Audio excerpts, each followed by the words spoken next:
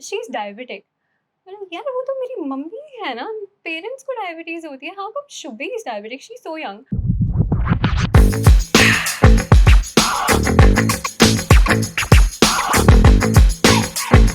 Hi guys, this is Shubhi. Welcome to my podcast Insulin Unfiltered, where we are going to talk about highs, lows, and everything in between about diabetes and life, of course. Today, I have Anshul with me, who is one of my oldest and closest friends. She's seen me before my diagnosis, during my diagnosis, and after. It's been 10 years of the diagnosis, so I think we have known each other for 15, 14. It's been a Pretty while. much. It's been a while. So, how do you feel? I feel good. How do you feel? मैं बहुत nervous हूँ. I have been planning this for so long, but I don't know how एकदम से मेरे को click हुआ नहीं मेरे को अब करना है. So yes. I think it's important also because जो भी Instagram पे content that you put, at least I absorb that content and I know तेरी वजह से I've come to know about diabetes, that it's not just what my mother has, but it can be different for different people. So thanks for starting the podcast. ये I realized कि Instagram पे ना लोगों का attention span is really low, and अगर किसी को कुछ ज़्यादा बताना है तो it has to be through a different medium. So yeah, we are starting. Yeah, finally. Yes.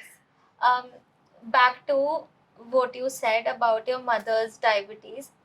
पता है जब डायग्नोज होता है ना तो first thought you get and your parents get सबका वही होता है कि मेरी मम्मी वाली है, मेरी दादी वाली डायबिटीज है. somebody came up to me and said कि मेरे पेट को भी डायबिटीज है.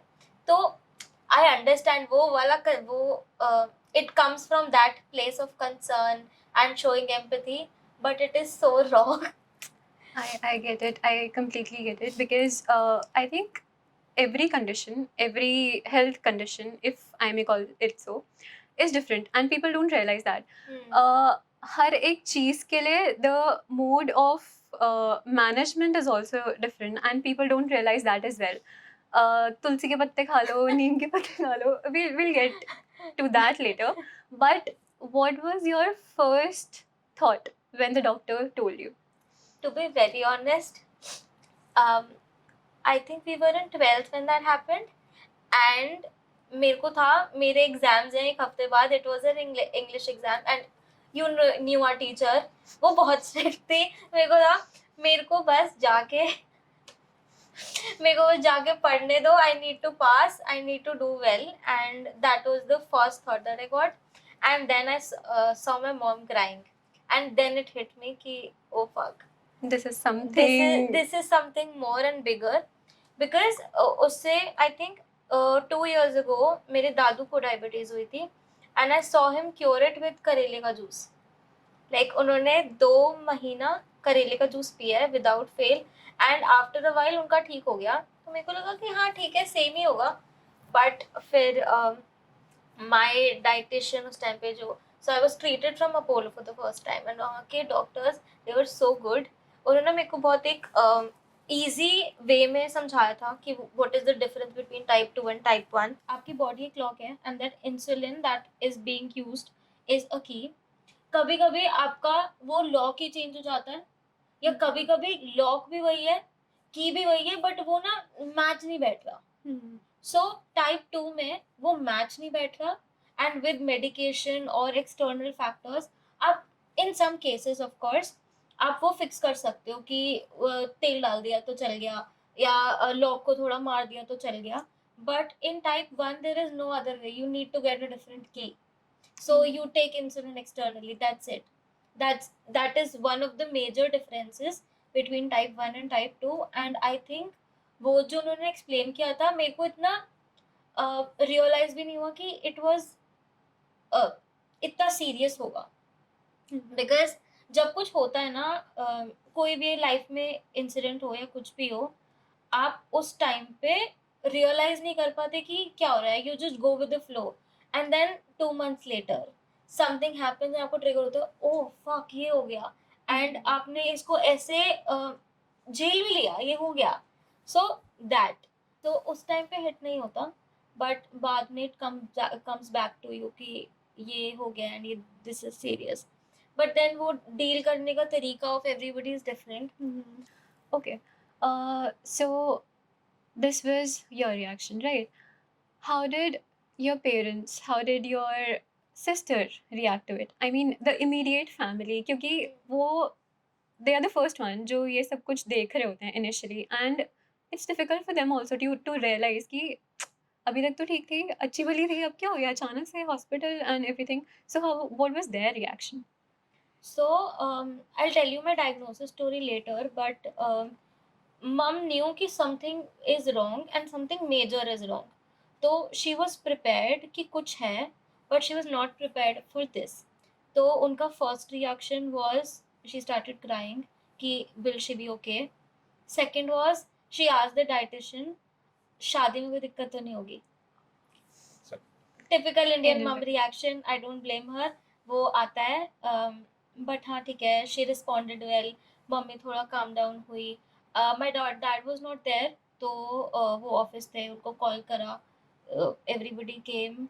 मेरे को बाद में बताया सबने कि जब I was there in the hospital for a week, तो वो एक वीक में वो बीच बीच में इतनी बार नीचे जाके ऐसे बैठ के रोने लग जाते थे कि क्या हो गया. और they would be so strong in front of me कि मेरे लिए उस टाइम पे सिर्फ मेरे को एग्जाम्स दिख रहे थे, मेरे को जनरली कुछ और नहीं दिख रहा था.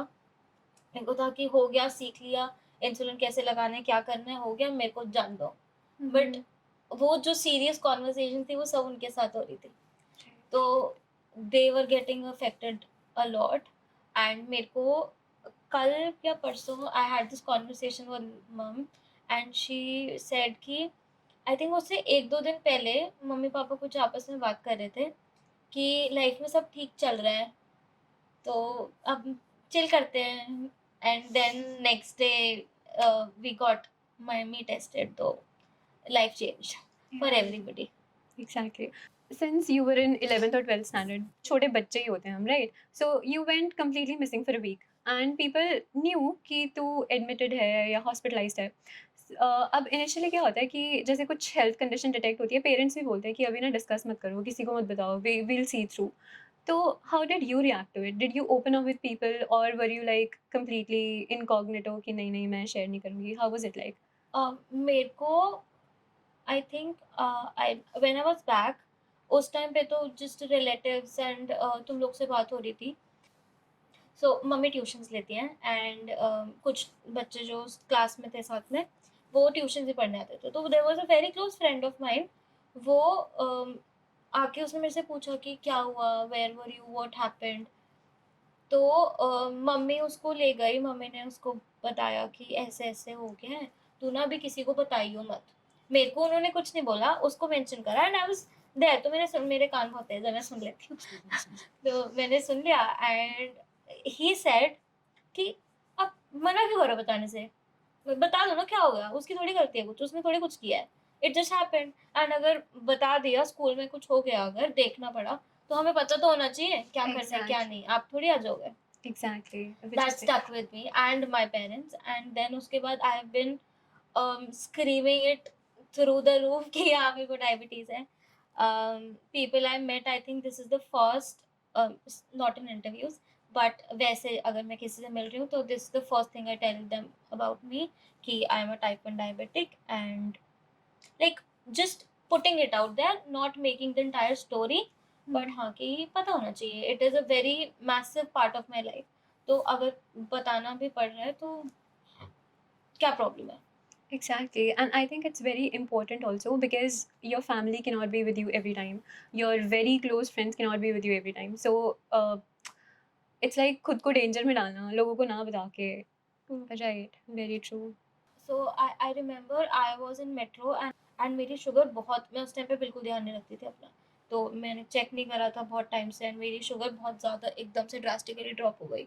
एंड मैं बैठ गई वहाँ पे एंड अगर मैं नहीं बताती अपने फ्रेंड्स को साथ में, तो they wouldn't know what to do. उनको पता था कि इसकी शुगर लो हो रही है, everybody would carry something sweet with them, तो दे दिया उन्होंने मेरे को, I got better. But I also understand mind set कि कभी कभी ना लोग कंफर्टेबल नहीं होते बताने में. बिकॉज दे फियर कि लोग कमेंट करेंगे, एंड कभी कभी आपका नहीं होता मन समझाने का कि नहीं मेरे को ये वाली डायबिटीज है, ये करना होता है, मैं करेले का जूस पी के नहीं ठीक होगा। इट इज वो जो थॉट्स आते हैं ना, um, उससे लोग डर जाते हैं कि लोग कमेंट करेंगे, लोग सोचेंगे, लोग पिटी करेंगे, विच हैपेंस। बट देन एक बहुत ही सिंपल सी बात है, everybody in their life is dealing with something of their own, nobody gives a shit about you. तो वो एक बारी बोलेंगे, दो बारी बोलेंगे, don't give back, don't reply back, it will be fine. Yeah, makes sense. You have You to just be comfortable with yourself. exactly. You cannot control people's behavior towards you. You cannot control what they think about you. उनके खुद के filters होते हैं. तो अपना अच्छा रखो ना. Exactly. अपने आप को inconvenience नहीं होना चाहिए, right? So मेरा जो first impression था, मतलब जो मुझे बहुत ज़्यादा vividly याद है कि I was traveling from some coaching or something like that. तो I was in the car and one of our friends told कि शुभी अभी hospitalized है और उसकी मैंने बोला क्या हो गया? तो I thought some infection, some fever and all. तो शी सेड कि उसकी ना शुगर बहुत हाई हो गई है। I went home and I was like घर जाके आराम से पढ़ती हूँ क्योंकि कार में पता नहीं मैंने गलत पढ़ा है what happened. And then I went back home, I read it again, उसकी शुगर बहुत हाई हो गई है। मैंने यार, फिर उसका है शी इज़ डायबिटिक। मैंने यार वो तो मेरी मम्मी है ना, पेरेंट्स को डायबिटीज़ होती है, how come Shubhi is diabetic, she is so young. तो I know it's stupid now when I think about it, but that was my first thought. So coming to the point, type 1 और type 2 diabetes में difference क्या है? So type 1 is an autoimmune condition जिसमें आपकी body ने insulin बनाना बंद कर दिया, in a very layman language.